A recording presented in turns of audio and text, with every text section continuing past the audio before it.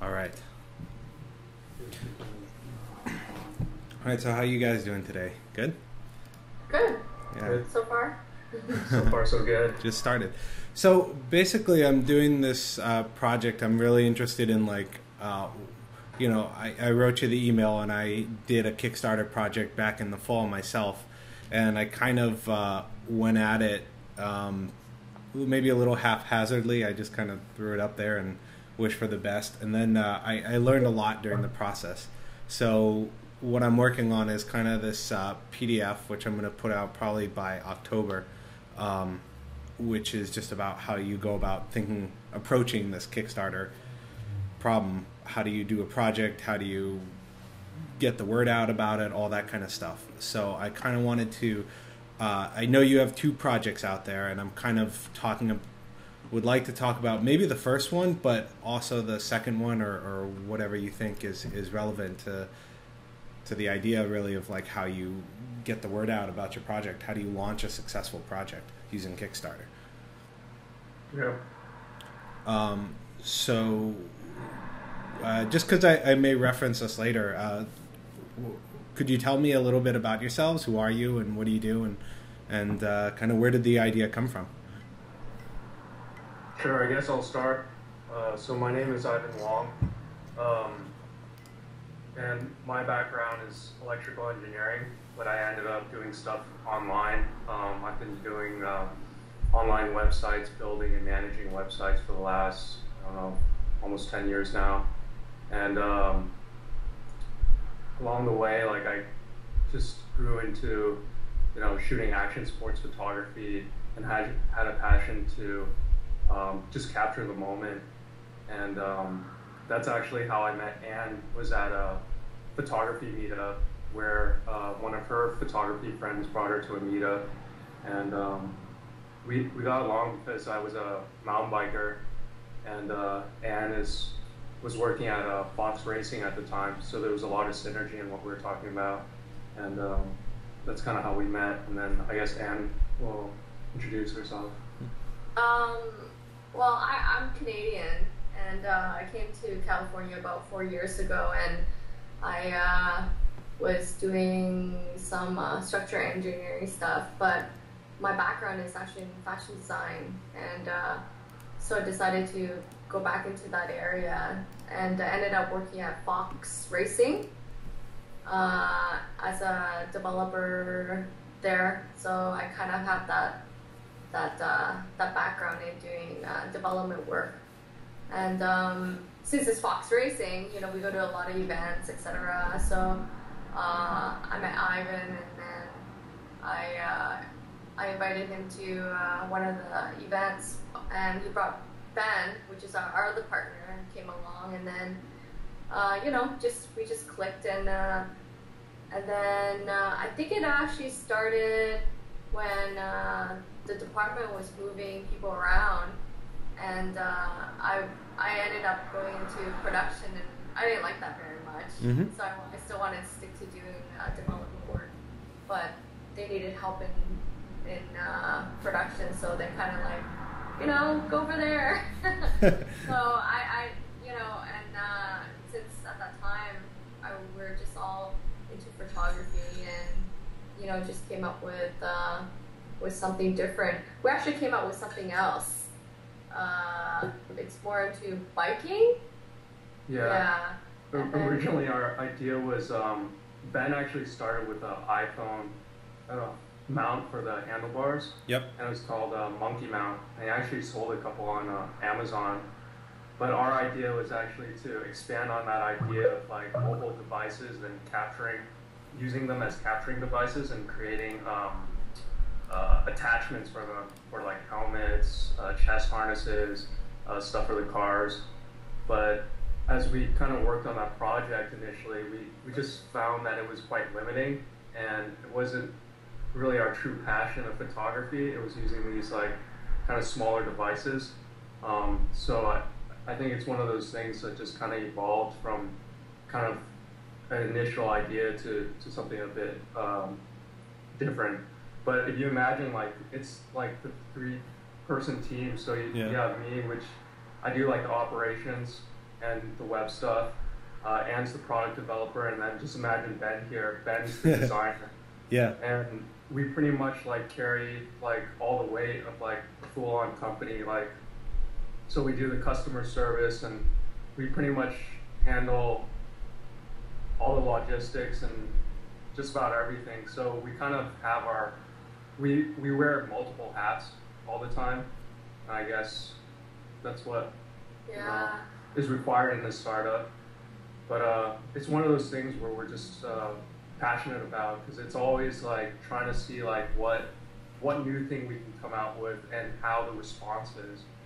And I think what's really gratifying is really launching a product that has a really large reach, and to get into the hands of the audience or the users that appreciate it. And we actually got a lot of emails where people are saying, oh yeah, I love your product, you know, blah, blah, blah. And it really encourages us. It gives us us. Motivation to do more and other stuff, so yeah, it's kind of nice. That's awesome. I mean, how cool is that? That's what it's all about, right? Making something that people love. So that sounds really cool. So now, did you guys like decide to form a team, and then, you know, we're like, all right, let's try and find our first product, or did you have an idea and you were like, maybe we can make this a business, you know, like? I think well,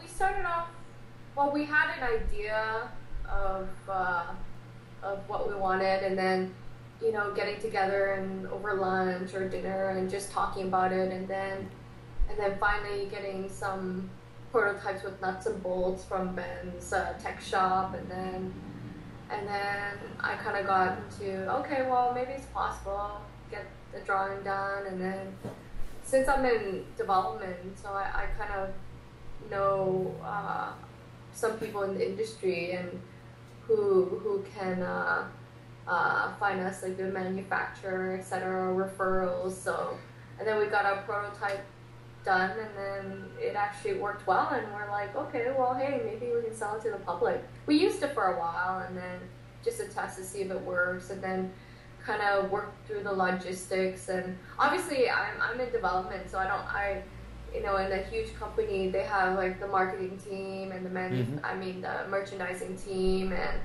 you know, sales team. So I didn't know much about, you know, all the other aspects except for development. So we're just kind of learning the ropes as we go along. Yeah, I think with any project, I think, well, at least for me, I think Ben, and I think probably Ann, but I think it's like, it started kind of on a hobby level. Yeah. Like, we never see it as well, you always want to try to think like, yeah, it could be a business, but when you start, I think it's, at least for us, I think it's kind of on a hobby level. Like, we talked about it over lunch, and we kind of slowly developed something. But I think it was one of those things where, honestly, I think it was really good timing, because Ben found Kickstarter, and he actually saw the glyph get launched on Kickstarter, and he told us about it. And then that's when we were like, yeah, maybe this is something where we can launch our product. And I think that's really what helped propel like kind of our concept and idea from like a hobby into a business, is going through Kickstarter.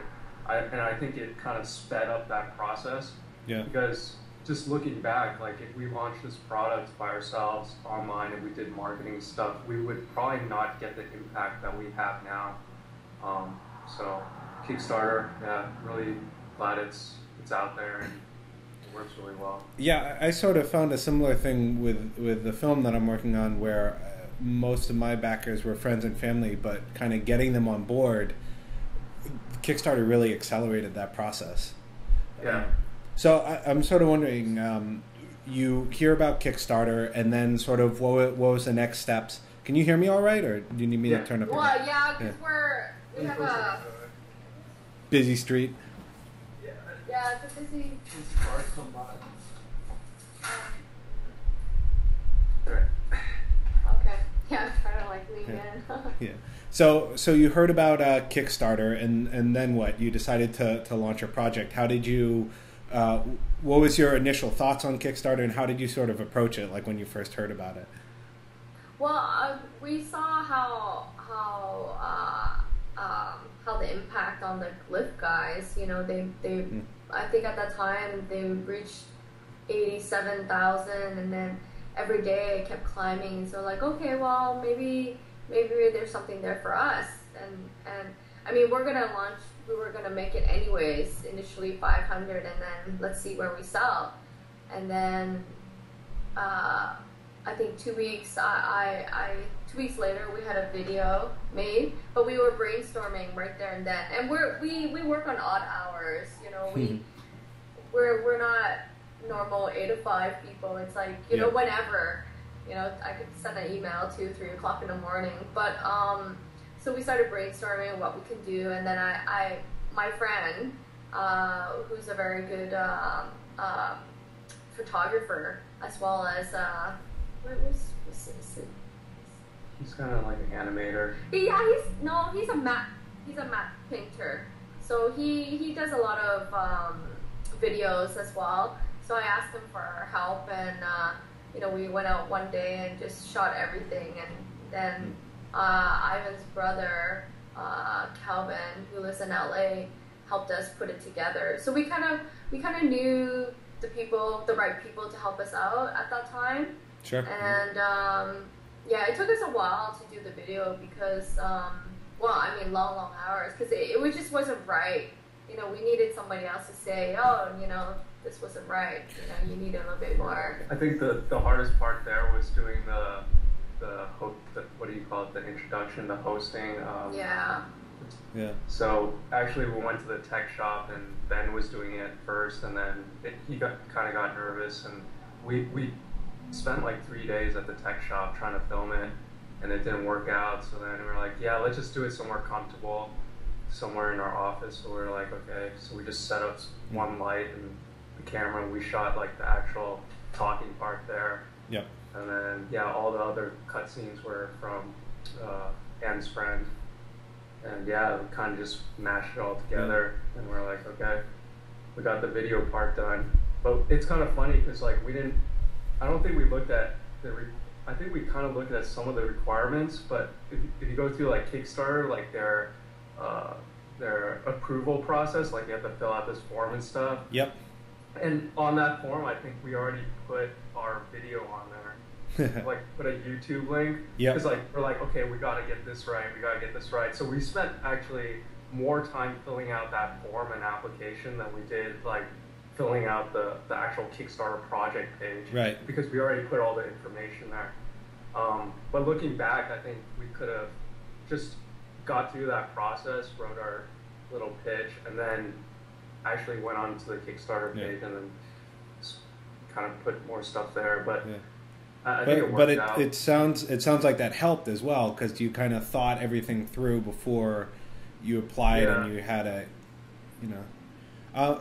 So that's actually one of my questions was like, how much time do you think you put into sort of the story end of this? You know, telling and communicating your story about how you got the idea, how it came about. You know, basically your video.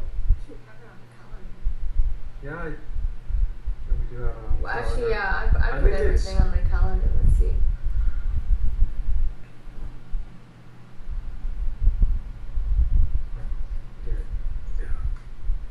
Yeah, I have to use all these weird input devices on the computer because I spend so much time. I have these like things on my hands.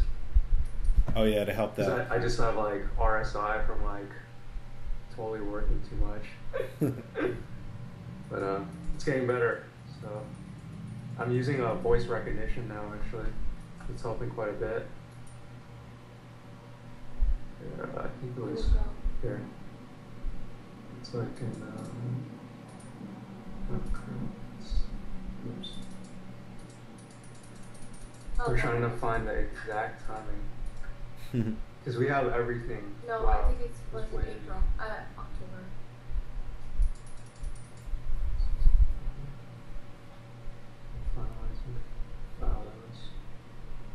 No. How did you find Kickstarter?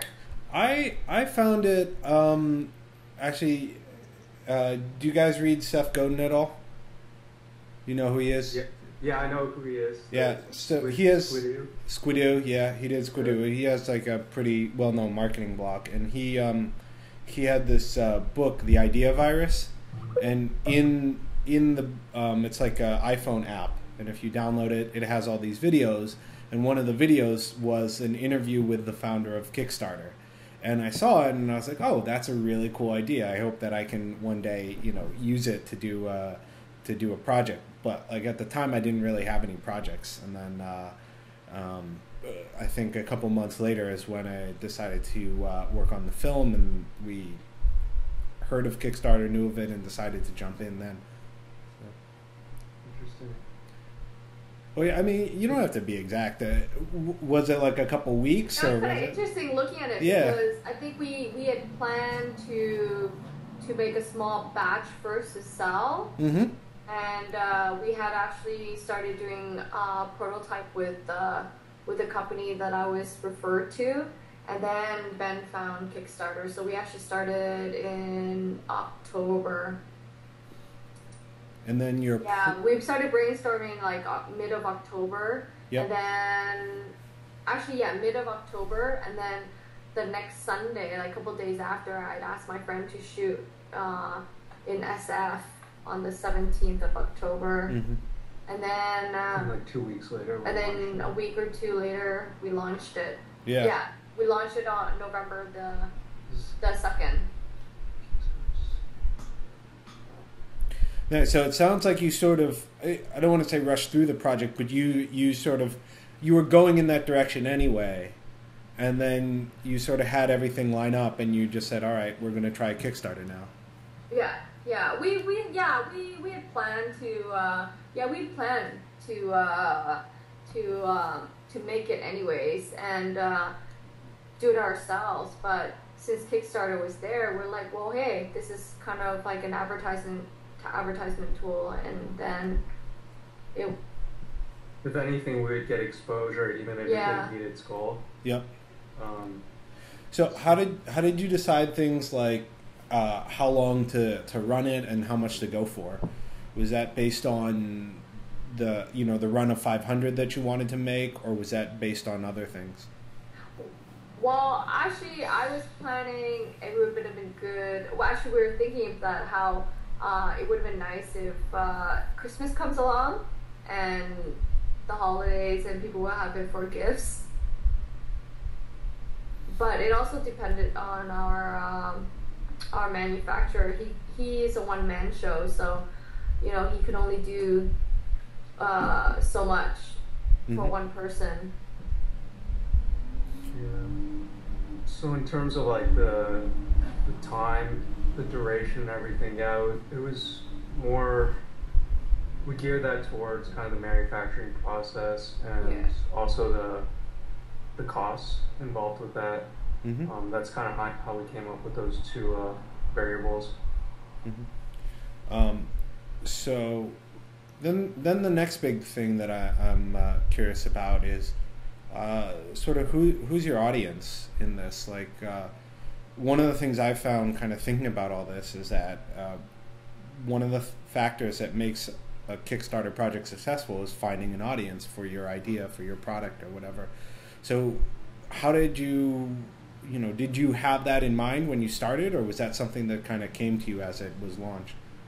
I think like we launched it in the first like week or two. It was like just friends and family, and we're like, oh, well, we really need to like try to reach out and try to hit up blogs and stuff, and we try to follow the example of Glyph because they got on some prominent blogs. I think Did we contact some? Yeah, one of them. We contacted someone and said, hey, how what got them into was it Gizmodo? I think it was Gizmodo. Yeah, they got a Gizmodo, and then so we sent them an email and asking them for help, and oh no, it was the Pinwheel guys. Yeah. The Pinhole, I forgot what their name was. Pete, I think. I forgot. anyways, Ivan sent them an email and say, hey, you know, is there anything that you can advise us on? And they just, you know, told us blogs, etc. And then that's what we did. Yeah, and then we got picked up on Engadget, and then it blew up from there. Yeah, but I think it's kind of nice because I think our product is geared towards photographers, but by releasing on a site like Kickstarter, it kind of broadened its reach. So there's people that are like with point and shoots or like video cameras, but they found the device interesting and cool that they picked one up. But it was also because it's kind of a neat little gadget, you know, you put on your desk and just play with it. But it kind of like broadened that the audience, which was really cool, because I think if we just launched it ourselves, we would probably just be hitting up like professional photographers or amateur photographers, but none of the people that are just like have cameras laying around and just shoot like family photos. Yeah. And also, since it's like a broader audience, they have friends or family that might want to use our product, and oh yeah, you know, I know someone who's a photographer, you know, pass the word around. Yeah. So it's got a lot of referrals that way as well. So it kind of generates this viral effect in a way. You have one person in the family telling other people, or you know, they're at Thanksgiving dinner and they're like, "Oh yeah, here's the sea loop," you know, and people know about it. So it's kind of a cool thing with the product. I think, which is a lot different than like launching a website. A website is like everything's online, you share it on Facebook and stuff. But then when you have a physical product, it's actual something tangible. The experience is different when you share it with someone. Also, like just doing the online stuff, like what's cool about a product is the brand loyalty is a lot stronger. Yeah. I mean, it's a lot harder to get a product into someone's hand as opposed to showing them a website. But once you have that product and it's a good product, I mean. Yeah. But like you said, that barrier to entry also creates loyalty, because once they get it, they love it. So did you guys do any sort of research into like competitors or anything? Because I actually found your project. I saw it when it was launching, because I think mine was on the site around the same time. So I saw your project, and then I do a lot of photography as well, and I have a black rapid strap, which is almost it's the shoulder strap and the little thing. Did you guys hear of them beforehand? Did you do any research, or it didn't matter? Or? Yeah, I mean, there's definitely other competitors in the space, and we do know about them. We actually have a black rapid strap, but the thing with kind of like our model and how we want to create things is make things modular and give the photographer or the user choices, and that's where kind of the beauty of the C-Loop is, because the C-Loop works with any camera because of its quarter 20 mount, but it's also adaptable to existing straps. So people with existing OEM straps from Canon, Nikon, or whoever can just adapt their current strap onto it. And then we also have the other split straps, which allow it to have the gliding function as well as more comfortable and ergonomic features. So that was your second project that you launched, right? How did that one go compared to the first one? I mean, did it help that you had done this first one, or were you sort of, probably weren't starting from scratch, but you must have had some idea from the first one, right? Well, actually, we developed the strap in conjunction with the C-Loop, but we just chose not to launch it at the same time, just to not confuse people, and I think the hardware was a little bit easier to control in terms of quality control, because it's made here in the U.S. and the manufacturer is just down the street. Whereas the strap, we were still developing that strap and testing it and using it, because we want to make sure that it's the material's good, the hardware's good, you know, just for consumer's sake. Yeah, we didn't want any cameras dropping, so we were pretty adamant to make sure that that strap was strong enough for almost all conditions.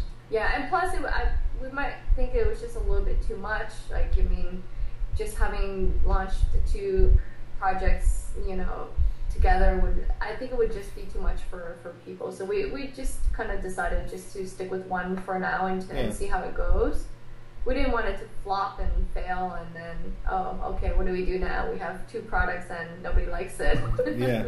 Yeah. But I think it's interesting because the split strap, because it's a, we were also worried like Kickstarter, because once you launch a product or a project, it everyone knows about it, so it becomes kind of a public thing. And with the split strap, it's a concept that we think has a very large reach beyond photography gear, and that's actually why, like, when we launched the Kickstarter project, we tried to think of like all the various straps that exist and see like how many applications we could do it for, instead of us trying to launch the split strap for cameras and then later on finding out that someone came out with the split strap for guitars. Like, we wanted to like make sure we had like kind of this full package that kind of covered all the various straps that it could be useful for, which was good and bad. I think the bad was that it gave people too many options, and it also made the fulfillment and like very difficult.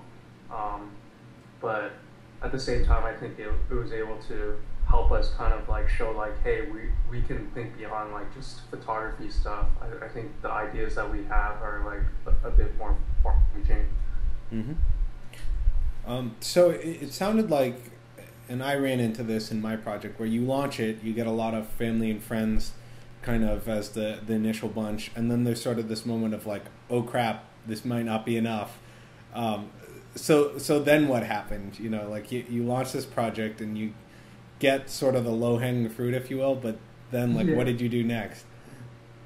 It's funny because we were going through that, and what we would do is actually we would put a piece of paper up to that chart, the graph, to see where the funding goal, and then we would kind of create a trajectory and kind of like extrapolate like, oh, are we going to make it or not? But I think like at that point, I think like, you know, it's just a matter of spreading the word, and we actually set up a spreadsheet in Google Docs with like all the blogs, so that we just kept on like contacting more and more people and changing up the pitch a little bit. And oh yeah, we got denied too. Like some forums are like, no. Oh yeah, we try to put on forums and stuff, and people are like, yeah, you're spamming, but you know, and it's a weird thing. It's like if we had to do it kind of. It's kind of like guerrilla marketing online, I think. Like it wasn't anything official, but it was, you know, something that you kind of start this little snowball, and you like, well, luckily we got Engadget, but like it's one of those things where you kind of start small pockets of buzz and they kind of like aggregate and then grow into something bigger. Because actually before we got on Engadget, we got on to Cheesy Cam, and Cheesy Cam wrote about us, but their partner Petapixel saw that post that they wrote about us, and then they wrote about us, and then right after that was Engadget. So it kind of went from like a small blog to a bigger blog to like a massive blog. Interesting. So you just made a list of all these websites and just sort of sent them emails, say, hey, check out our project? Yeah, it's we had like kind of a template email, but I think like to do like kind of a nice pitch, like we had to. It's gotta be personal. Yeah, personal. Yeah. So like we had to like kind of know the editor's name and like some of the past articles he or she's wrote about, so then we could say like, hey, we reference some stuff, so it doesn't look like, hey, we're just budging in and being like, hey, write about us. Like we try to create a story, and that helps quite a bit. Well, I think there's almost this fine line between, you know, like getting the word out and spamming people, you know, and that's one thing that you have to sort of tread very carefully on. Yeah, it's a difficult thing. I think the hardest thing was like trying to navigate through the forums. I think especially photography forums, it's very sensitive. So we had to be really how do you say it? Careful. We had to be really careful. I mean, us. I think also it's like you know, Canon users or Nikon users, they're pretty loyal to their brand.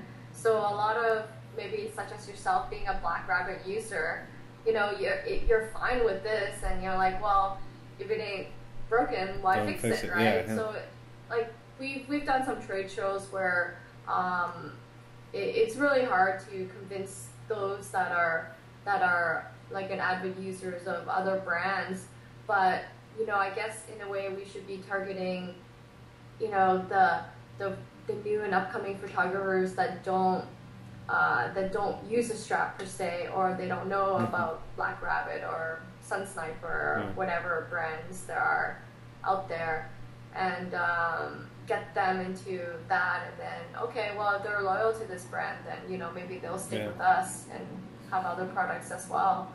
But I mean, it's because the niche market is just so small, you know, so there's only a few brands out there that have done well.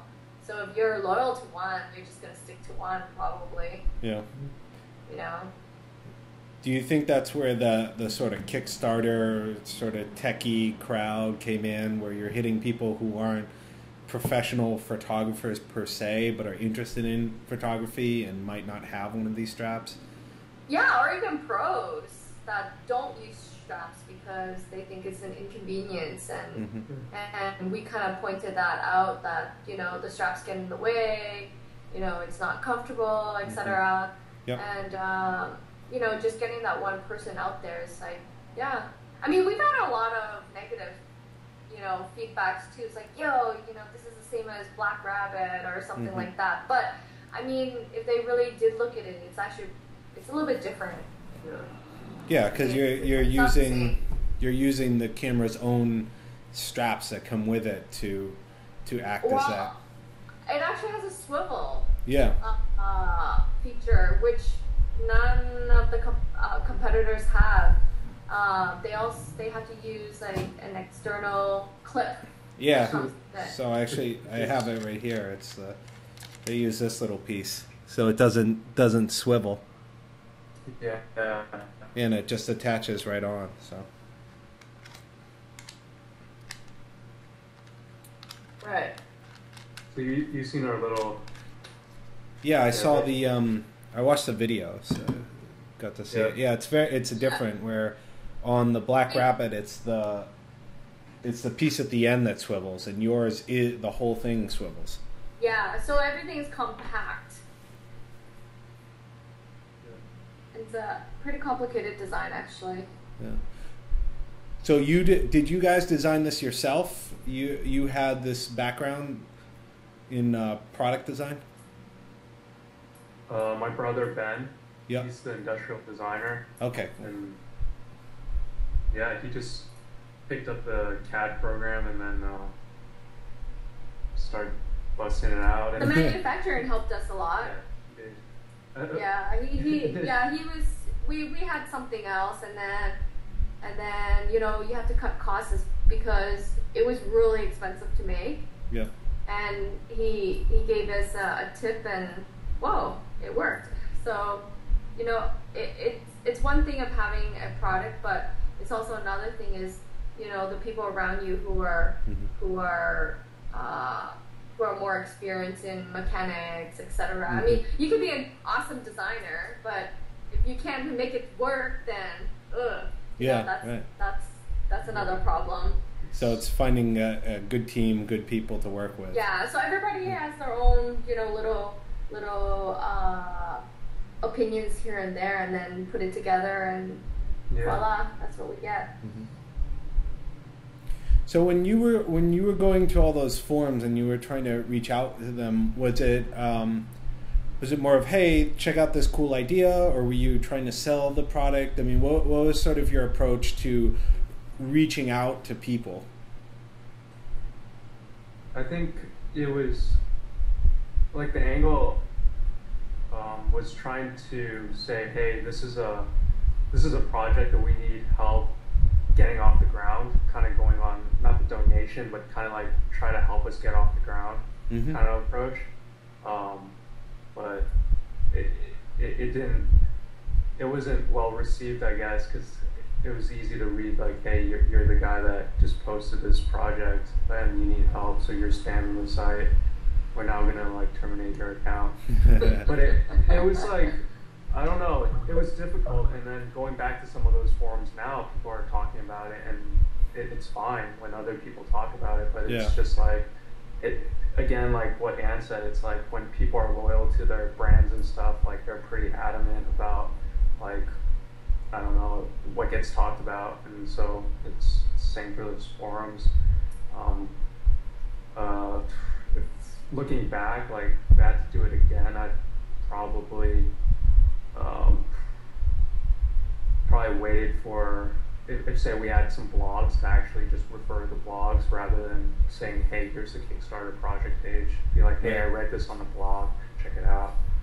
That would have been an easier pitch than doing it direct. Yeah. I've also thought about going at it like, well, I'm working on this idea, what do you guys think? You know, kind of that approach. I haven't had a chance to test that, but I may try it in the future just to say, you know, like, hey, here's this idea before even the Kickstarter thing is launched, you know, just to see what the general opinion is. It's the one thing with that is like, well, depending on what it is, like with a product, it's more sensitive. Because it takes the idea and then it's like, what? There's no way to fight that really. I mean, unless you have some sort of patent or something. Yeah, you kind of need a little infrastructure around it, you know, which I think Kickstarter provides, just by, you know, doing the video and all that stuff. So, did you find that there was like a tipping point where the idea just kind of took off and had its own legs with all of this? Or were you hustling the whole time to try and get it? Even like, because I mean, you got what, 4 times the amount? I think 4 times your original funding amount. Yeah, I think the tipping point was like at 4 a.m. or something when it hit Engadget. Ben woke me up, and then he was just like, I was like, why are you knocking my door? It's like 4 a.m. and I'm trying to sleep. He's like, no, my phone keeps buzzing. Like we're getting all these like backers, and I was like, what? And then we like look, and then like someone posted on Ben's Facebook wall saying that it was on Engadget, and we're like, oh crap! And then we're like, dude, this is gonna change a lot. I mean, this is gonna change our lives, because it just propelled us in like a whole.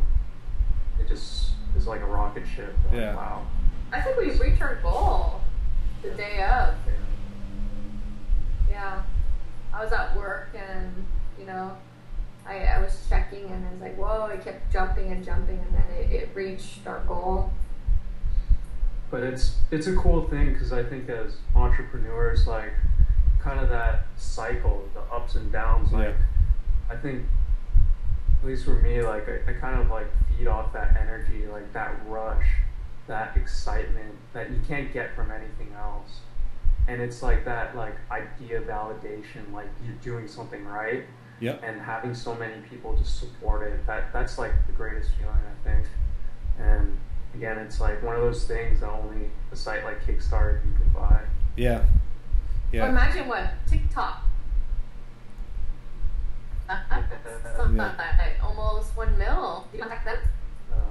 Scott Wilson? Yeah, I'm trying to, I wrote him on Kickstarter, didn't hear anything back. I'm going to try and email them directly. I'd love to interview them and just see, you know, if, what his process was, or if, you know, I have one. Because it's very interesting to, you know, to go through it, and then you look back and you're like, oh, I could have done this differently, or that, or that. So with the blogs, it sounds like, did you go for Engadget right away, or did you do this build-up progression, or is that just the way that it happened? That's the way it happened. I think we wanted to kind of, it's kind of like like kind of saving like, you know, the best for last, but kind of like, you know, kind of trying to see if all our pitch and like how we're presenting is right, and see if the smaller blogs will pick it up, and then trying to advance it from there into the bigger blogs. But yeah, it was a progression. It wasn't just like, hey, we're gonna hit up all at once. It's like boom, boom, boom. Because you sort of, do you think you only have one chance to pitch these guys, and then you're not listening? It's one of those things where it's like, I think if a big blog picked it up, then maybe the small blog won't pick it up, or like vice versa. Like we were pretty we kind of like organized it in a way so there wouldn't be any overlap, and we try to make it kind of staged out. But we definitely have that like one-shot mentality when contacting blogs, because if they hear your pitch once and they don't write about it, the odds of them picking it up the second time is probably low. Yeah. So. And then you're sort of, I guess, spamming them again. You know, you're just asking for their help. So I'm curious about this. Can you talk any more about your sort of approach on contacting these guys? Because it sounds like you had some idea of you know, the way that you wanted to do it, even if it wasn't like, you know, do this, and then we'll get to Engadget. You know. Yeah.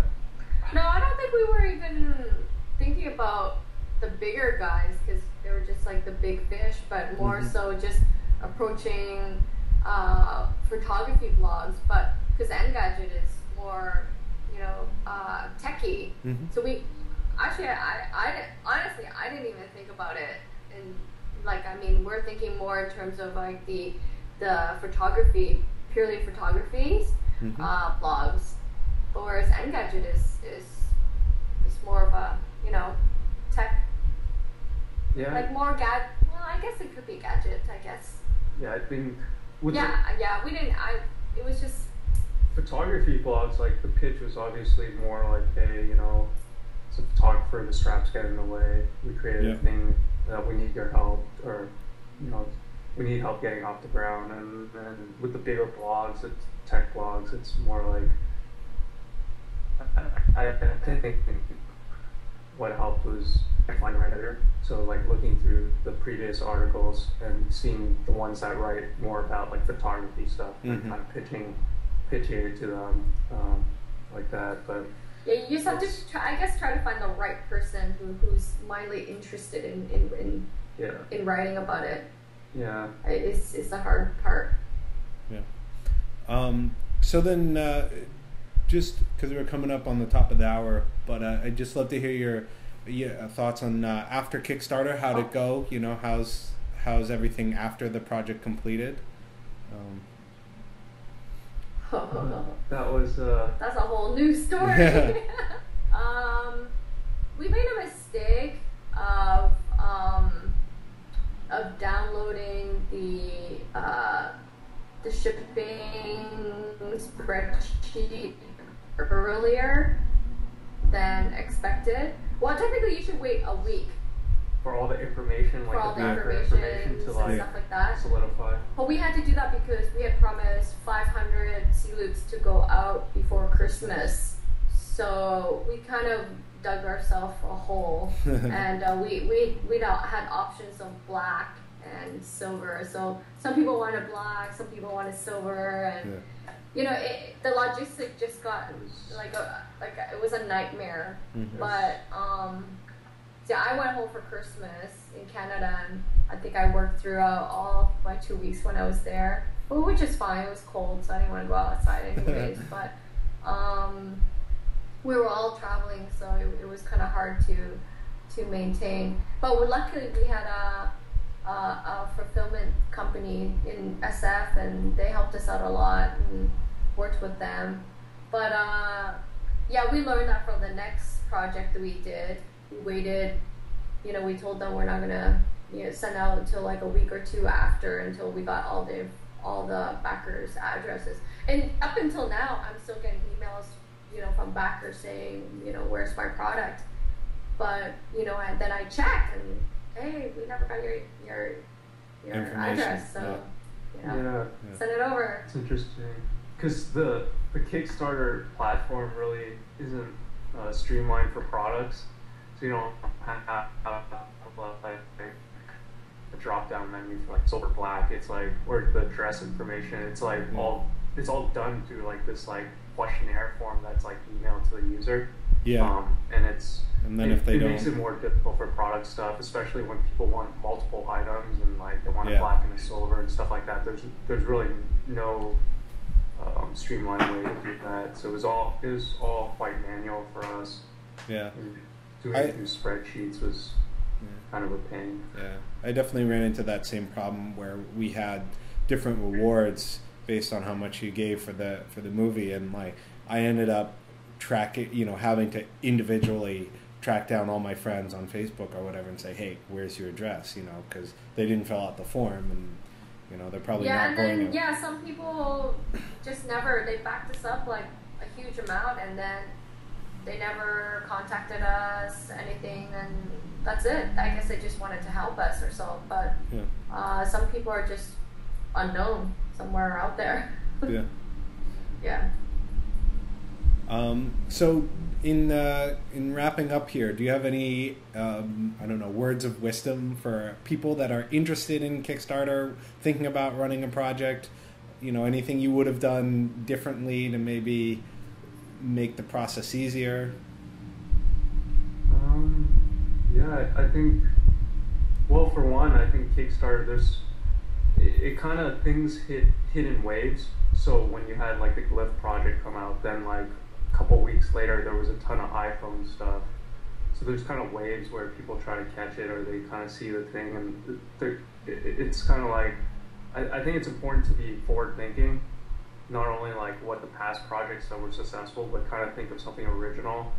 And I think it's important to kind of be persistent. I think with anything, to just keep on going, because like you never know like when that big blog is gonna like write about you, and when it hits, it really hits, and it's like it's important to like keep the momentum going, even like from starting, like even if it's low hanging through, like reaching out to friends and family, and then going from there to other avenues of marketing. I think it's important to just keep on going at it. But I think one thing is the video. I think it's really important to have a very simple and really simple to understand video, and to pitch something that shows a lot of versatility.